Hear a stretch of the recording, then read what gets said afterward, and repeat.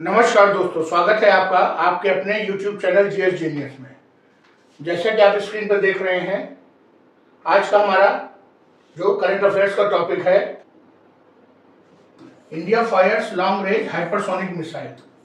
भारत ने अपने ही देश में बनी हुई लंबी दूरी की हाइपरसोनिक मिसाइल का टेस्ट किया है और ऐसा करने वाला भारत रशिया और चाइना के बाद दूसरा देश बन गया है। यहाँ तक के हथियारों का सबसे बड़ा विक्रेता यूएसए भी अभी तक हाइपरसोनिक मिसाइल नहीं बना सका है। हाइपरसोनिक मिसाइल छोटी दूरी की जो हाइपरसोनिक मिसाइल है वो तो कई देशों के पास है, लेकिन लंबी दूरी की हाइपरसोनिक मिसाइल अभी तक यूएसए के पास नहीं है। ये चित्र है जो डीआरडीओ ने जारी किया है, बड़े ही शान के साथ भारत लिखा हुआ है। अभी इस मिसाइल का कोई नाम नहीं आया है सामने, जल्दी ही डीआरडीओ का वक्तव्य आएगा तो उसकी नाम आ जाएगा। इससे पहले कि हम डिटेल में अपना लेक्चर शुरू करें तो आपसे रिक्वेस्ट है कि हमारे चैनल को सब्सक्राइब कर लीजिए, जिससे कि इस प्रकार की न्यूज़ आपके पास समय समय से आती रहे। चलिए आइए शुरू करते हैं। 16 नवंबर 2024, 16 नवंबर 2024, India fires long range hypersonic missile from coast of Orissa, doctor APJ Abdul Kalam island. Bharat ने 16 नवंबर 2024 को अपनी लंबी दूरी की हाइपरसोनिक मिसाइल को उड़ीसा के तट से, जहां से ये फायर की जाते हैं, टेस्ट किए जाते हैं, उस द्वीप का नाम है एपीजे अब्दुल कलाम आइलैंड। पहले इसे व्हीलर द्वीप भी कहते थे, लेकिन बाद में इसका नाम बदल के डॉक्टर अब्दुल कलाम आइलैंड कर दिया गया। और ये कई प्रकार के वॉरहेड्स कैरी कर सकती है। वॉरहेड का मतलब आप समझ सकते हैं, कोई भी मिसाइल जो पीछे जो उसका हिस्सा होता है, किसी भी मिसाइल का जो पीछे का हिस्सा होता है वो उसका इंजन या कह लीजिए फ्यूल टाइप का होता है, और आगे जो उसमें एक नोक लगी होती है वो उसका वॉरहेड होता है। इसी में सब हथियार होता है, और ये जो पीछे का हिस्सा होता है ये इसको फ्यूल देने के लिए होता है। तो और इसकी रेंज बताई जा रही है लगभग 1500 किलोमीटर से अधिक है, 1500 किलोमीटर से अधिक है, और कई प्रकार के वॉरहेड कैरी कर सकती है, जिसमें न्यूक्लियर वॉरहेड भी है और कन्वेंशनल परंपरागत जो हथियार है वो भी ले जा सकती है। ऐसा करने वाला भारत जो है तीसरा देश बन चुका है। पहला देश है रशिया, उसके बाद है चाइना। और इस हथियार को सफलतापूर्वक इसका टेस्ट करने के बाद भारत के पास एक ऐसा स्पेशल हथियार आ गया है कि वो बहुत तेजी के साथ जो अपनी इनेमी टेरिटरी है, मतलब अपने दुश्मन का जो क्षेत्र है, उसमें बहुत तेजी के साथ हमला कर सकता है, जिसको अभी तक कोई भी ऐसी टेक्नोलॉजी नहीं है जो हाइपरसोनिक मिसाइल को रोक सके।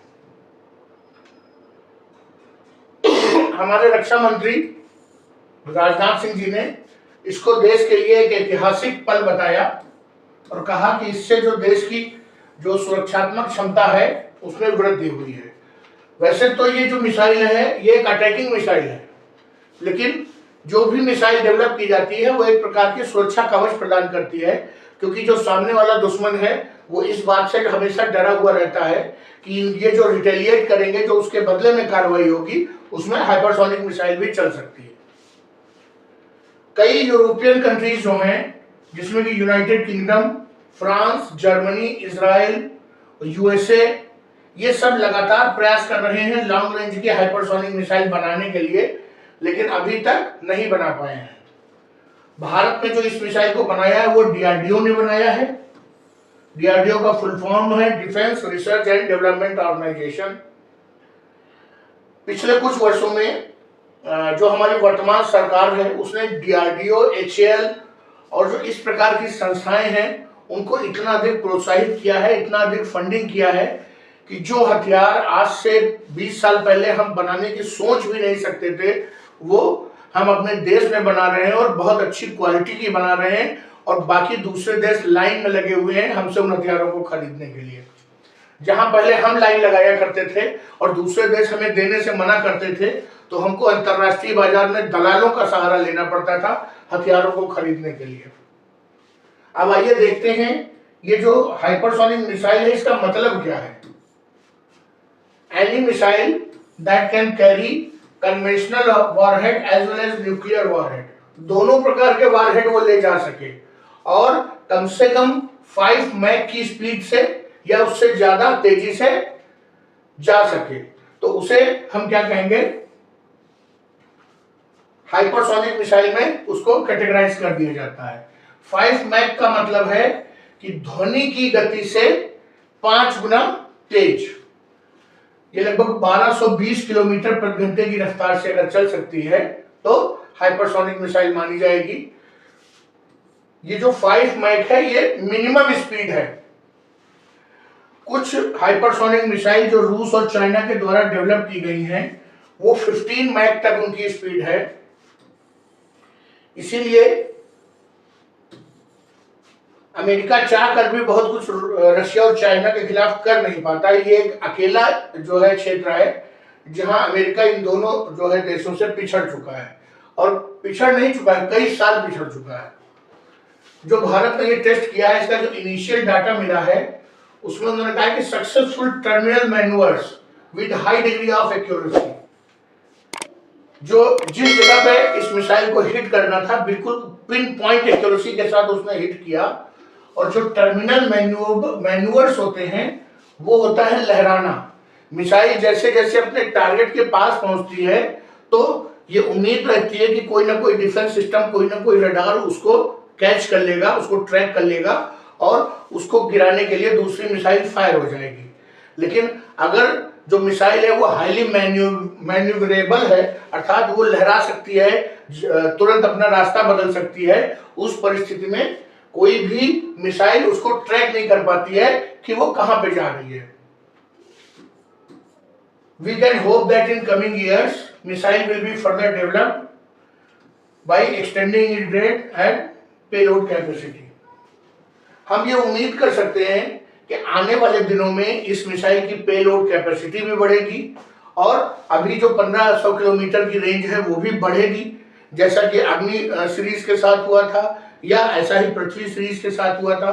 डीआरडीओ धीरे धीरे शोध करता है, उसमें ऐड करता है, वैल्यू एडिशन करता है।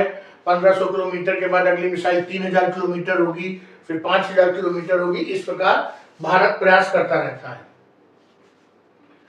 और ये महत्वपूर्ण भारत के लिए इसलिए है क्योंकि अभी तक जो भारत के दो दुश्मन देश हैं जिनसे हमें हमेशा परेशानी रहती है, उन दोनों के पास कोई ऐसा मिसाइल सिस्टम नहीं है जो हाइपरसोनिक मिसाइल को ट्रैक कर सके।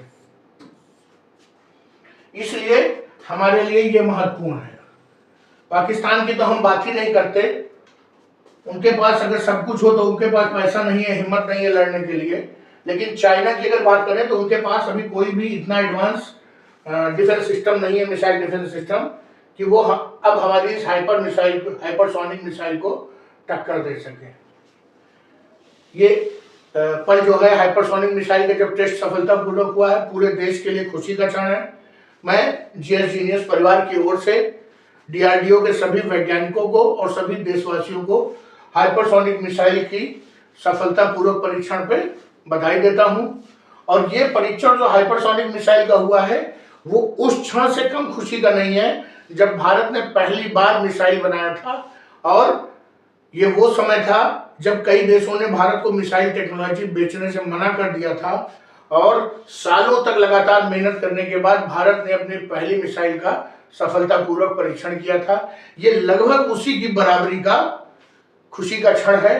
तो चलिए दोस्तों, आपको ये मैंने सूचना दी।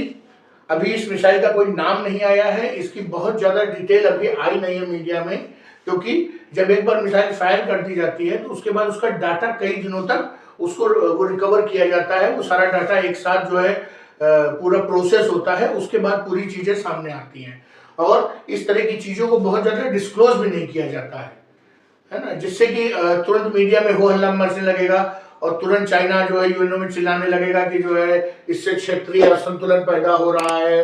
इस तरह की चीजों से बचने के लिए बहुत ज्यादा डिटेल मीडिया में दिया भी नहीं जाता है। तो चलिए दोस्तों, हमारा प्रयास अच्छा लगा हो तो वीडियो को लाइक करिए, चैनल को सब्सक्राइब करिए। धन्यवाद।